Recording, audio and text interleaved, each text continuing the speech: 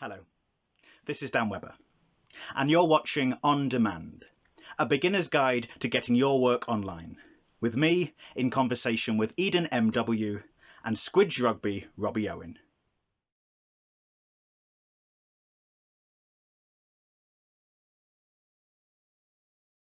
Hello, my name is Robbie. As mentioned, I run a YouTube channel called Squidge Rugby, which is nowadays the biggest rugby YouTube channel on YouTube, which I explained by saying you were YouTube twice prior to YouTube. And Eden, follow that? How do I follow that? My name's Eden. I'm a non-binary video essayist and freelance video editor. I've worked with a number of large YouTube channels, and I have a slightly less large channel of my own. Cool. Thank you both for your time today. We really appreciate it.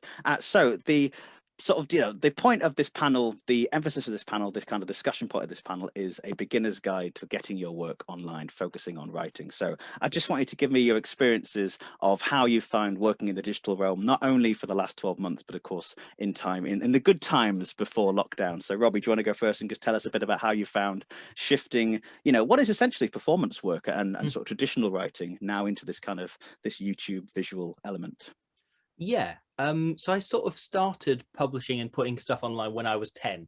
I remember when I was a real ween, asking my dad if I could start a website, and he said no, and I did it anyway using one of those sort of free website makers, and I just gradually it grew and sort of spiraled to the point in which I was convinced I was running IGN. I thought I was running the biggest website in the world, and I was putting a lot of time and effort into it, and I wrote stuff for it every single day, and I made little videos, I made little sketches and animations and stuff, and there were about 4 people would occasionally read it, and sometimes something would be read by 15 people and I'd get really excited, and that kind of was always in my background. So I always had I'd done a lot of video editing, I'd done a lot of putting stuff online, and developed quite a thick skin off the back of it, because I would push it as though it was written by professional journalists when it was instead written by someone who should have been doing his maths homework.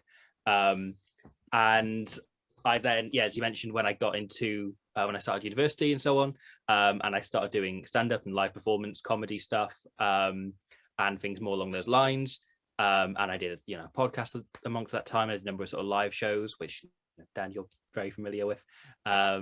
You were one of the 3 members of audience in some of those. An Edinburgh Fringe audience, Robbie. yes, that's actually above par for a lot of shows.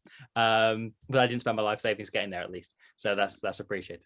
But yeah, so I did a lot of that, and I think it's felt to me like a very slow build up to the point I'm at now, and wherever I'm going, it feels like there's been a steady build from messing about as a kid and making stuff that nobody was watching, through to making stuff that a handful of people was watching when I was sort of 18 through 22-ish, and then to now, where I've basically used the kind of skills that I built over those first how many ever years, and it's turned into whatever it is now, and it's turned into something that is far grander, I guess, and is hitting an audience. Lovely, thank you. Eden, do you want to tell us your experience of, again, as we said, starting in the physical realm and now becoming more of a digital curator and an artist? Well, the stuff I create is less but before I was asked to be on this panel, I did not really consider myself a writer, because I mean technically I write the scripts, and they are essays. They are there is a lot of writing in what I do, but I just get hyperfixated on topics and then talk about them. And finally, YouTube is a place where people are listening, and I don't have to have those conversations over to my partner, who looks increasingly bored. And again, I've worked in teaching, and I've worked on the stage with the other 2 people in this call, again in many of the shows that I've been to. But it's all all the different things I do to an audience are semi-related. They're in the same ballpark, but I don't consider them sort of an evolution of each other. I just will take any and all opportunities to have people paying attention to me, and this is just another facet of that. Yeah, it's funny you mentioned that, because obviously that question, what is a writer, Is it fair you would to hopefully not pigeonhole you both, but to say you were content creators? Is that the appropriate phrase, do you reckon? I know it's an awful phrase, but I'm going somewhere, trust me. That's it. So I was going to say what I'm saying. He's going to have a fit. But the point I'm getting at is, you know, working in the digital realm, as we now all have been for, as not only the last 12 months, but before that, you know, do you have to be a number of things? So do you both class yourself as writers or, you know, directors, editors? Where would you kind of put yourself in the kind of creation of what you both produce?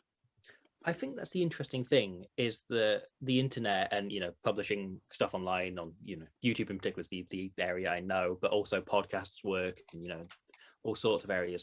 It's basically given people the opportunity to do everything themselves and to create things that are incredibly individual. And I know, you know, even if I were hired to make the stuff I'm making for, you know, BT Sport, or, you know, I've done some pieces with BBC Wales, they wouldn't be as individualistic as they are, for the fact that, yes, there were parts of it that I wasn't so good at when I started out, and I've got better as it's gone on. So that's kind of an avenue there. But yeah, I think part of the important thing about it, as you say, approaching it as a writer primarily, which, you know, what my background did. I did, you know, creative writing at uni. I've always written since I was like, I've written since it was known as making things up, you know, since it was called lying as a child. So yeah, that's kind of what I've always considered myself. But it's a case of sort of building the rest around it. And if you look at what I'm doing, if you compare it to other sort of sports content out there on the internet, it's far more writing led, because I know that's my strength. You know, so it's very much, I write a script, I read the script, and I kind of tailor everything to what's in the script. And it allows you in a way that wouldn't be possible if you had, you know, either people or people who aren't necessarily, you're not working as close collaborators, you know, to work to those strengths and to work out, you know, how do I make whatever my strengths in my writing are, how do I turn them around to be, to best produce this product, this piece. Cool, thank you. Eden, anything to add? Like I hate, like, everyone that creates content hates the term content creator, but the only term I can find that accurately describes what I do might be the one that's more pretentious, and that is entertainer. Because like everything I do is not to, it's just to like improve people's day a little bit. So like the podcast that I've appeared on is because I'll have a laugh with people that are recording, people that are listening. The convention that I throw is so people have a space to explore a space they wouldn't otherwise have. Like the videos that I make are yes, they're very sort of idea led, but also they're supposed to be like casual conversations. I write very much the way that I talk. If I submitted them as essays, I would fail. So yeah, I guess I am a writer. There's writing in everything I do. Even the bits that are just ad lib, they're still kind of written, but just seconds before I say them. I don't know if that answered your question. Robbie spoke for so long, I kind of forgot the question. I'm going to say, hey, both Borat movies are nominated for Academy Awards for writing. You know, like, if that ad-libbing counts. Ad-libbing counts as writing. I'm going to step away from the question, what is an entertainer? And also step away from talking about Borat films, because we are going on social media and we're not having anything inappropriate.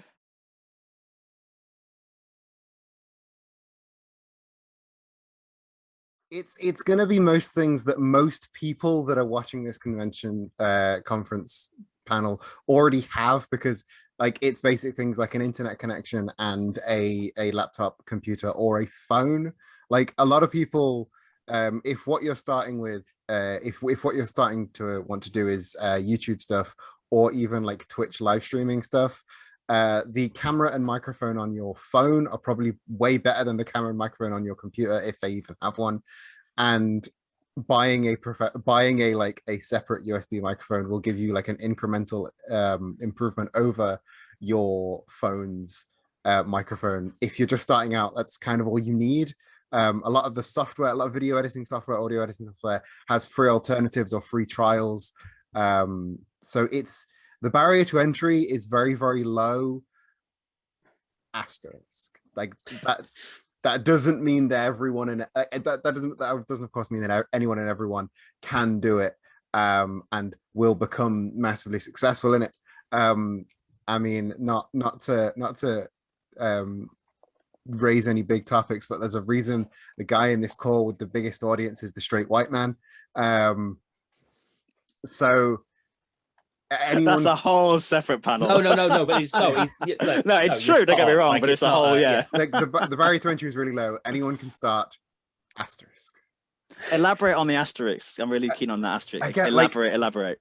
Because if you can't get like a quiet room to record, then well, you're stuffed. You can't really do it. If you don't have if you can't get a stable internet connection, then sorry, you're kind of out of luck, which really sucks. And with previously, you could go to a Costa or a Starbucks and upload it there while pretending to order a coffee. But it's and again, this does sort of go into the politics of it all with the people that are less likely to have the phone with the good internet connection and the free room to record the video or do the live stream are going to be people of color, queer people, the people whose voices need to be heard, people that voices aren't being heard, and well, there's a vicious cycle there. But to answer the very simple question very simply, you've probably already got the things you need.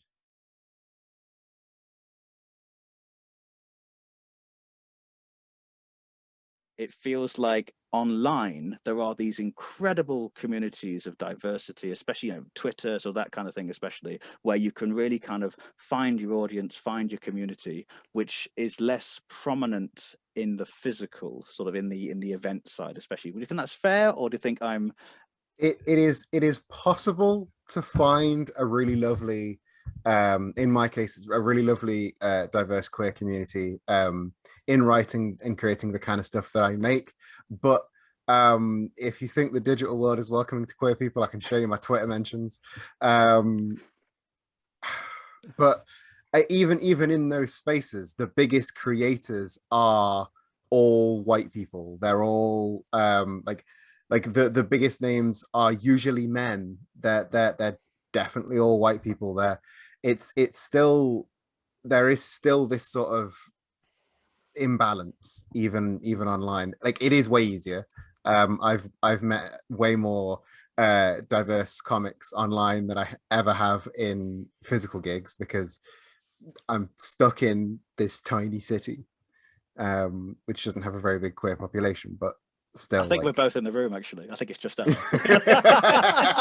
we are the queer comedians in the city. So yeah, Robbie, do you have any thoughts on this? Yeah, I recognize that I am the least qualified person to, but I think it's also something that you've got to remain aware of at all times, of the level of privilege that that is hidden, that just because you don't fall out of a tree and have your own show on BBC Three, just because I wasn't in the footlights doesn't mean there's not a level of privilege in just the fact that I'm very aware, firstly, that I am a white male with dark hair and a beard, which has kind of been what creatives look like for hundreds of years. And, everyone sees that and goes, oh, he must, that fits. And because that's the interesting thing, the important thing about the internet is it kind of cuts out the middleman. It cuts out the producers and the people who go, oh, this is what people want to see, so someone can go, I want to see stuff from, whatever group they fit into, from whichever minority, whichever queer group they want to hear from, and can look directly for that and can fall into that. In a way, content on the BBC Channel 4, wherever, is curated. Even live events are often curated by whoever's organises the space, whoever organises the night. So it is easier to find an audience, because there aren't the barriers to entry, and there aren't, or there still are, but there's far more democracy to it. Cool.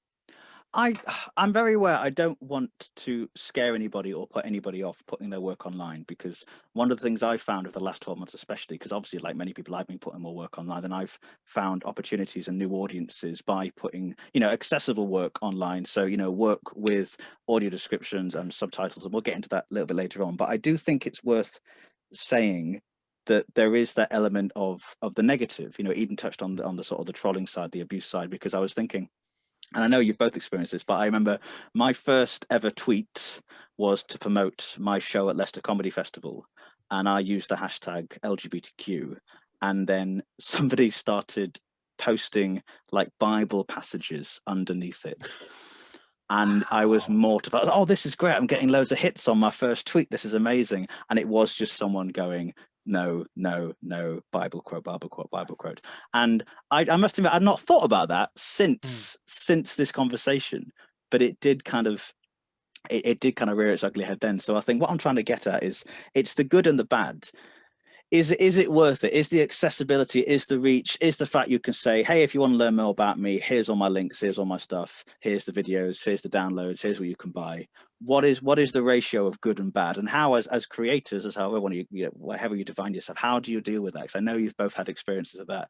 I'm going to start with Robbie, purely because he's been, you know, we've not let Robbie talk, bless him.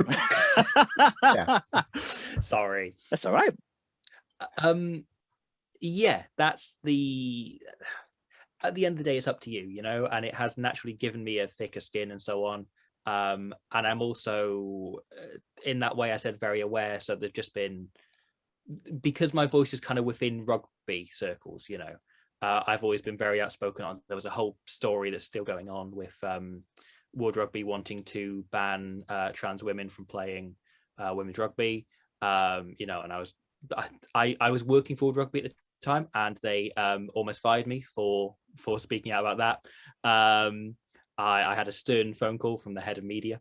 There's been, you know, and a number of other things along those lines, and it does, like, there are incredibly well organized communities of hate out there, as I'm sure Eden is incredibly aware, who are vindictive in targeting, but it becomes a case of, you're able to block people, you're able to shut things out, and hopefully, you know, you're able to step away for a while, you know, because it's that natural human nature thing, you know, there was that study about how if you don't like a restaurant, you tell 10 people. If you like a restaurant, you tell 3 people. You know, is that kind of things that you don't like stick to you more. But it's a case of learning to deal with that, learning how to block that out, and you know, how to to manage the situation, as it were, because you've got to be aware that's going to happen regardless, you know, in person, on the internet, you know, publishing traditionally, however you want to do it. Cool, thank you. Eden, anything to add? I think it's definitely worth it. Like, as much as I've spoken about all the terrible things that get sent to me via social media, I also get like there's an old YouTube adage, never check the comments, but I feel like my comment section is always really insightful. Like, there's always really good conversations going on in there, people sharing their perspective on the things that I talk about. I've made a lot of friends, I've made a lot of really good connections online. It's done wonders for my self-confidence, like, despite occasionally when I post when I make a tweet or post a photo or something, I will get like targeted harassment. I will also get lots of positive vibes, and I survive purely off positive vibes. I just want to highlight something Robbie said with you blocking it out and blocking people. Do not ever feel bad for blocking a person. That is not you being a coward or running away from a conversation. That is you saying, I do not want to or have to deal with you. That is the equivalent of like just walking away from a conversation that you don't like. I had a thing last year where or the year before now, actually, I forgot 2020 was a year, as I think we're all trying to, where I had a copyright issue on my channel, and I had the Six Nations were going to have the entire channel taken down. You know, they'd gone to some extreme lengths to have the whole thing removed. And there was then this really lovely groundswell of people that liked the channel, people that saw, you know, I sent it out on Twitter, I mentioned what had happened. And suddenly every tweet the Six Nations sent that weekend was just spammed by people responding saying, you know, why are you doing this to Squid? You know, there was one of those kind of call to action, as they say, tweets of them saying like, who do you think France will pick at tight head prop? And every reply, there was like 30 replies just saying like free Squidge Rugby. And it was really lovely, and it was really affirming, because I'd gone from going to bed the previous night unsure if, you know, because I now do this full time, if I was losing my livelihood and losing this thing that I'd worked on for a long time, to actually having this groundswell of people that made it feel like actually it's going to be all right, you know, and actually there are people who are engaged and like what I'm doing and will follow me and find ways to follow me regardless of, you know, whatever happens, which is a really lovely thing. And, you know, it might not be to that degree, and, you know, I certainly, as I said, was doing it for 10 years where it was 2 people reading it. But even when it was, you know, the one Slovenian woman who'd reply sometimes saying, this is a really lovely article you wrote about Lego, Robbie. You take that really well, and it actually kind of means an awful lot. And yes, as you say, you remember the negative review, you remember the negative comment, but actually the things that impact you and the things that will stay with you and the things that will keep you going are the positive attachments, and are the positive feedback, and are the fact that there is, as you said, the sense of community. Otherwise, you know, you wouldn't necessarily continue doing the same things, even if, you know, I know certainly I will always be doing things of this ilk, you know, but I wouldn't necessarily be producing it in the same way if it weren't for the kind of community that's built around it. I love that. Squidge Rugby is kind of the Snyder cut of the rugby Twitter sphere. I quite like that as a comparison. Yeah. So, Eden, brand or community, which comes first? It's funny you should ask this question right now. I recently got done having a minor breakdown about this very topic.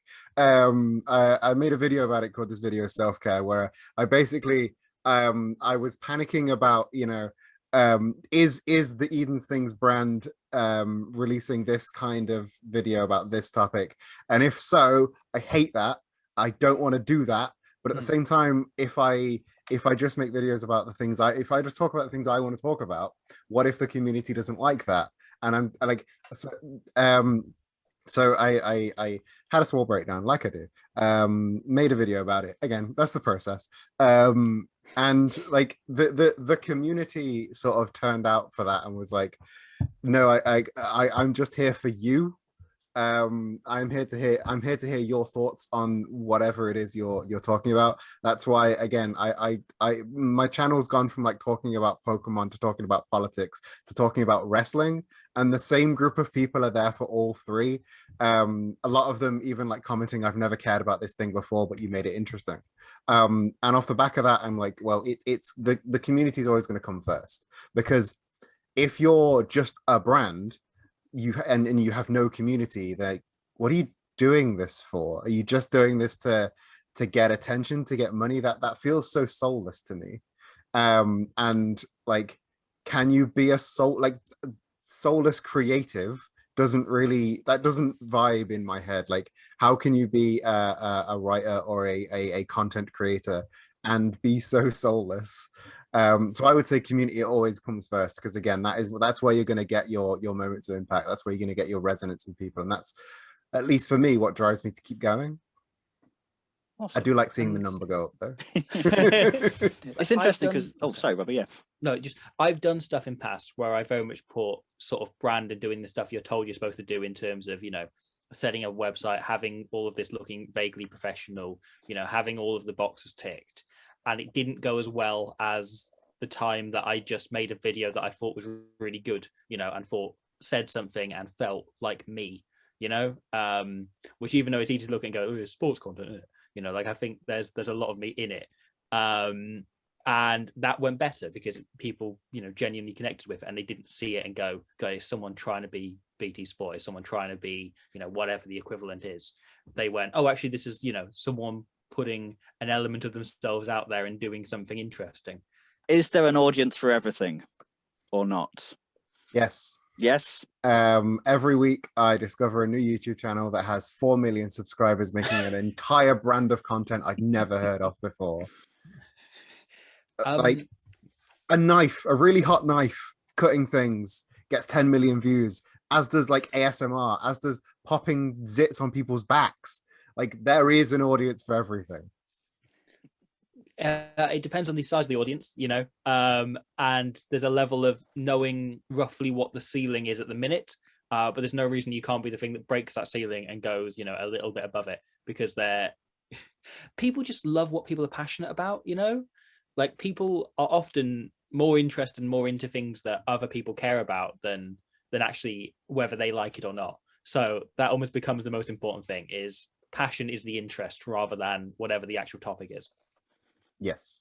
Cool. That leads really well to my next point, because it's something, again, especially over the last 12 months, we've looked a lot about online streaming and theatres, and more kind of, again, more traditional physical platforms have put a lot of shows online. The National Theatre, of course, very famously put their entire season, it seemed, on YouTube once a week. Jesus Christ Superstar is returning to YouTube this weekend for Easter, of course, as part of the Shows Must Go On season of events.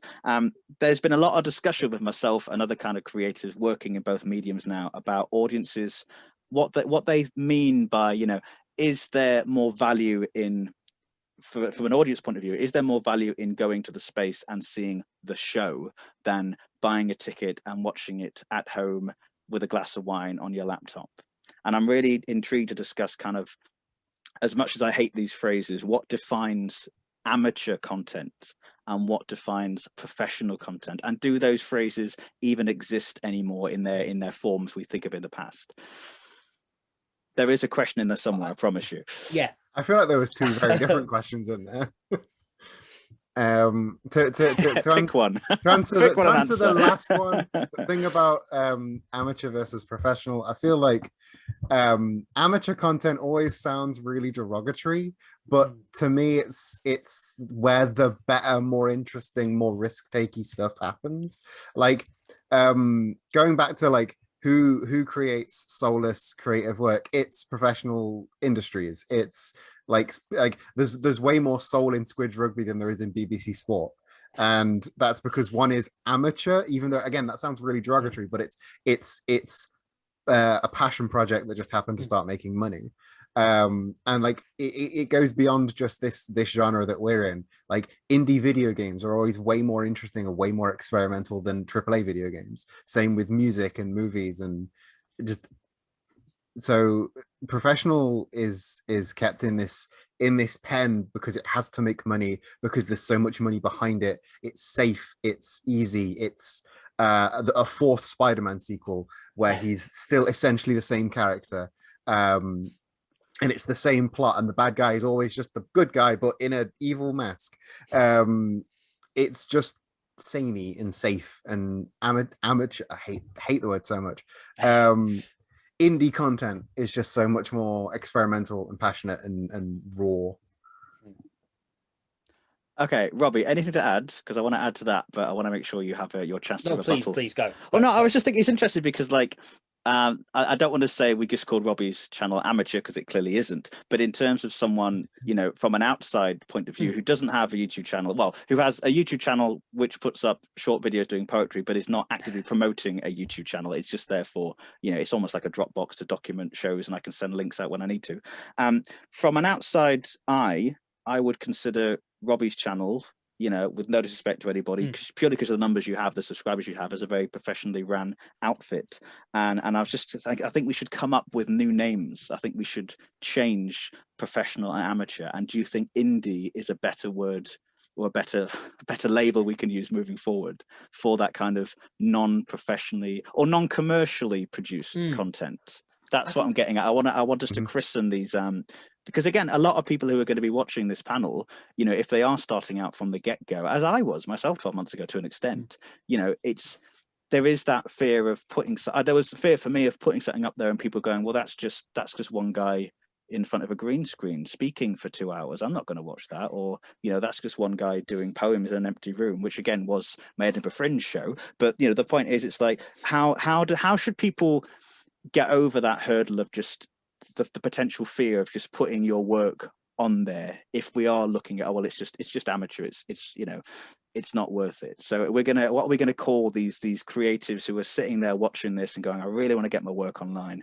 but I'm a bit nervous. What are we gonna christen them? No, I think indie's a good word for it. I think indie works as a word, because it's that, if the definition of professional versus amateur being, do they make money doing it? I do make money doing Squidge Rugby, not to be too crass. Whereas I am completely independent and split off from, and yeah, I've done a couple of bits for, you know, I did a couple of bits for BBC Wales and so on.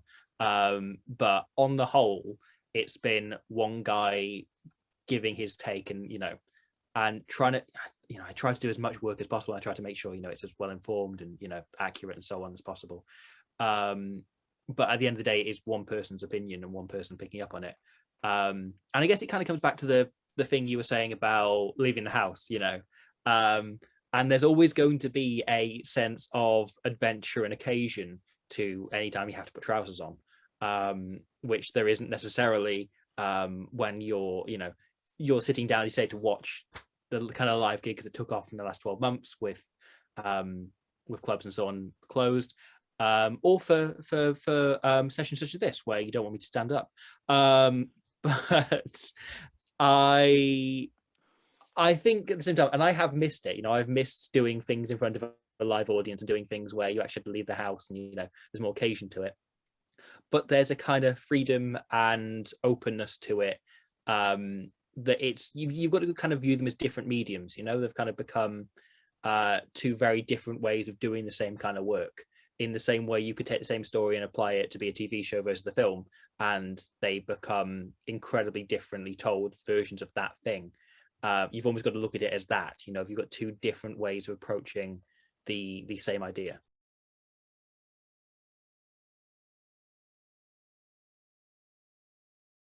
Have you found that pressure to act like the brand, the team, the kind of well-oiled machine? Or do you think you've managed to keep that kind of individual? And if you have you kept a work-life balance successfully? Is that even a thing anymore, working from home? Eden just laughing as I asked the question. I think we are now like at least one generation into people's main source of entertainment, like the younger generation's main source of entertainment being people on YouTube. People like YouTubers get more views than TV shows do nowadays. And even the ones that are not just a guy pretend to be just a guy.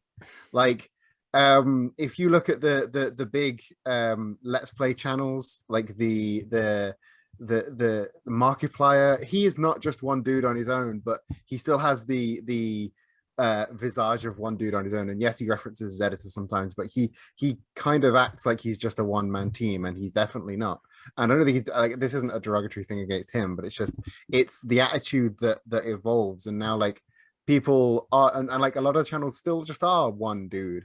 So I don't think there is this pressure to pretend that the operation is a massive thing, because that, if anything, to me, and I think to a lot of people, at least the people in the circles and the echo chambers that I roll in, a small one-person team means that you retain creative control, means that no one is telling you what to do, means that you are genuine in what you are saying. I spent a lot of time previously on other projects trying to present it as though it was a professional deal, trying to present it as though there were, you know, lots of people involved and it was a really slick organization.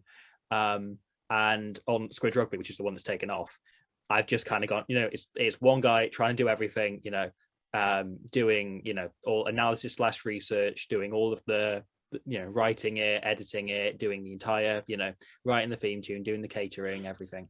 And it's gone down far better, as you say, because people are used to that and like to connect to it, and because there's then elements of personality you can read into every element of it. You know, I've ran into people, I've met people, especially when I was in Japan for the World Cup a couple of years ago, who feel like they know me, you know, and are very familiar. And personally, I have no problem with that at this minute in time, you know, maybe because I was wandering around Japan on my own for 2 months. But yeah, it's that's an interesting thing. And as I say, I think, as Eden said, I think the perception of that is changing very much.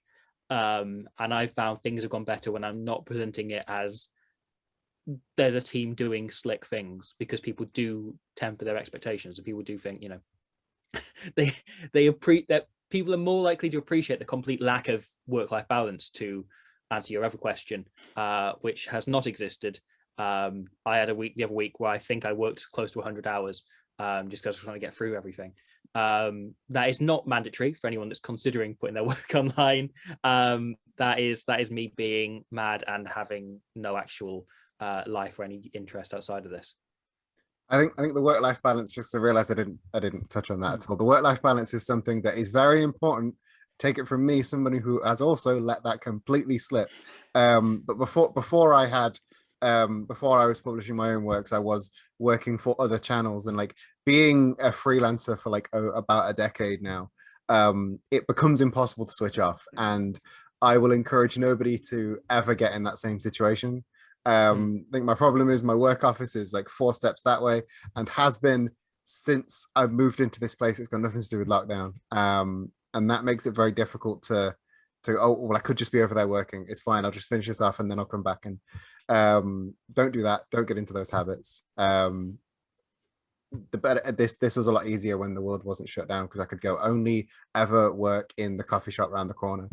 But have you found the same thing, that before lockdown, no one believed you about working from home being a problem, and now everyone's going, oh no, you never switch off.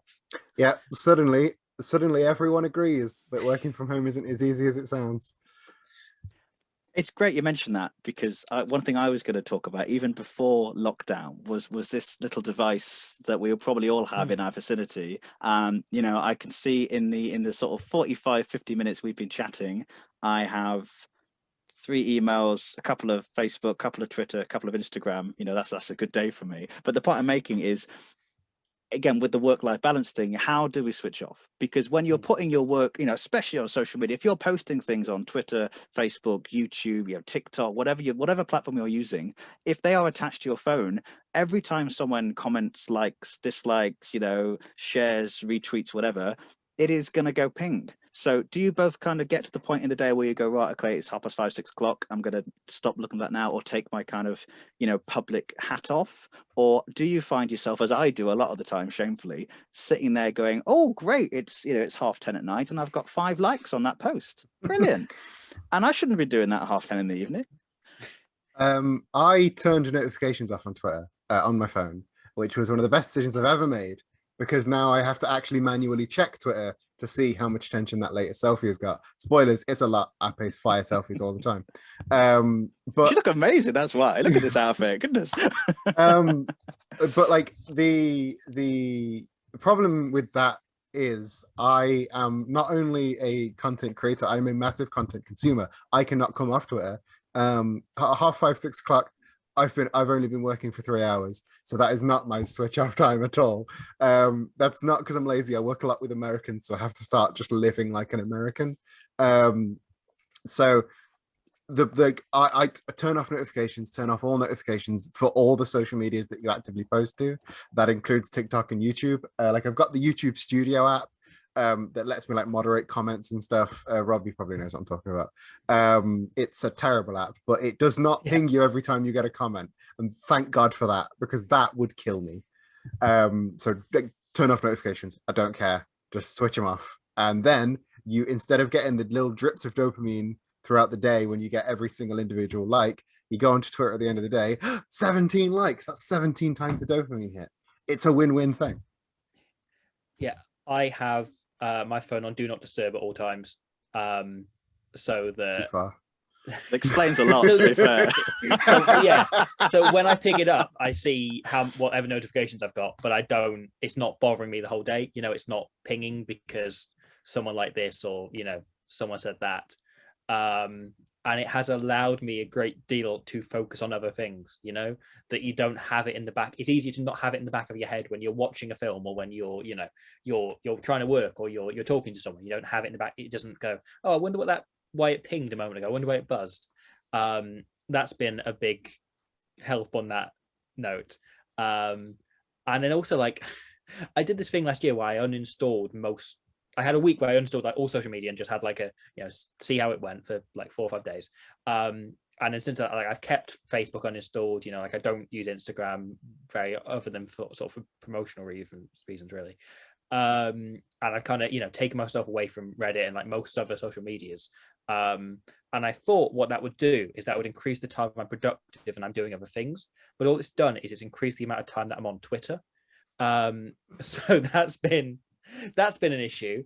But yeah, it's part of it is just like self-management and recognizing as well that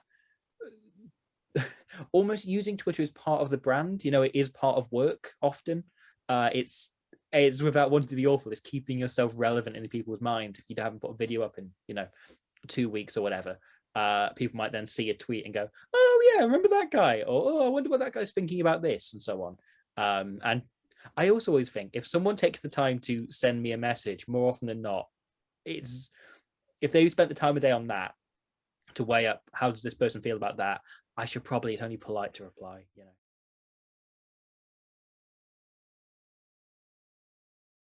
So we've touched on social media, and now I want to touch on websites. So can you just both give me an idea, again, thinking about writers who are starting, dipping their toe into the digital, as it was, how important is a website? Is it as important as it was, say, 10 years ago, 5 years ago?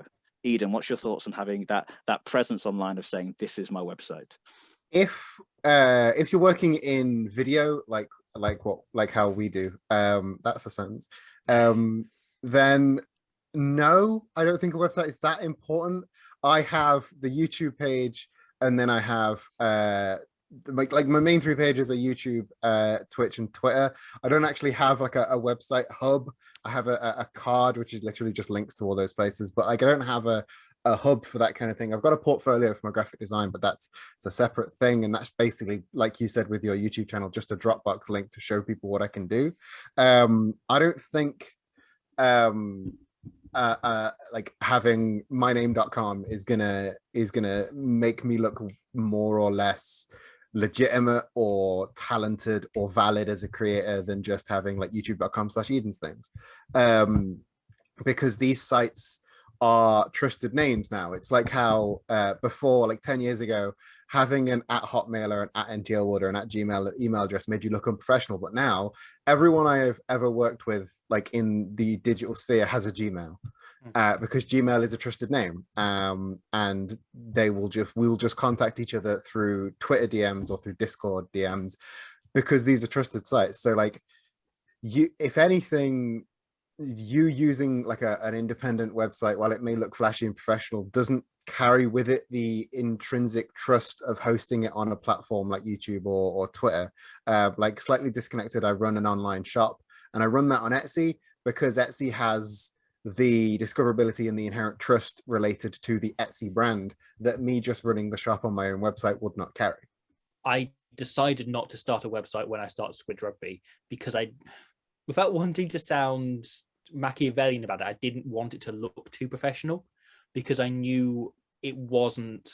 I knew I wasn't aiming to be like BT or Sky Sports or whoever else, and I didn't want it to look like, here's a guy trying to sell his brand. I wanted to look like, here's a guy making videos, which is what it was. And so it was a deliberate decision that I wouldn't start a website, even though I knew it was kind of within my skill set to do. And I did end up doing it for a brief period. It was for a month while I had problems with YouTube, but I haven't used it since. So yeah, it's not really a factor anymore unless the website is the thing. If it's you're making it because you want to share something that you can share on a website, then grand, go for it. But otherwise, people are more likely to look at your social media. They're more likely to look at your your Instagram, your YouTube, your wherever you're putting the relevant content. To use that word that Scorsese hates so much. He just tuned out at last. He was really enjoying it up until now. Some really interesting chat, but really relevant to Martin Scorsese. Between Marvel films, yeah. Between Marvel films. Exactly. He really needs some help getting his writing online. Yeah. So I don't think it's as relevant anymore as it certainly as it was 5-10 years ago. That the internet moves very quickly, and it's probably going to. There's a chance it may come back around in 5 years' time, But in the next few years, certainly, we're not looking at it being a major part unless it is core to what you're doing.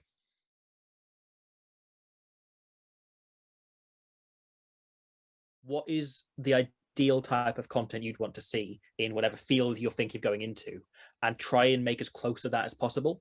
And it's very easy to get caught up waiting for permission, you know, and thinking, I've got this great idea for if I can ever get into a situation where I'm pitching to Channel 4, then maybe I'll try and get this made. Don't wait on that. Go, okay, so I'm not any good at sound and lighting or whatever, but I can do this element. How do I approximate the bits that I can't do? Or do I know anyone that can take those bits on? Or can I take a crash course in that online, or, you know, somewhere local? But don't wait for permission. Just try and make the stuff that you want to make, and the stuff that you want to see and you want to consume, because chances are there'll be some people out there who want to see that as well, and have been kind of, even if they don't know it, have been waiting to see exactly your dream project. So chase it as hard as you can. Don't, as I say, don't wait for permission. Go out and do it. Go out and, or try and approximate as close to your dream project as you can. Eden, thoughts? Similar vibes, but like if someone comes up to me and goes, I want to get my writing online, how do I do that? Just do it. Just go for it. Just make it. Don't worry that it's going to suck, because spoilers, it's going to suck. The first thing you make is going to be terrible. The first thing, go to any YouTube channel, go to any Twitch stream, go to any blog, go to the first posted thing. It sucks. Compared to what they do now, it sucks. But you got to start somewhere. Don't wait until the first video is perfect to release it, because it ain't going to be. Make it, start making stuff, start putting stuff out there, but don't go in with the expectations that you're going to become the next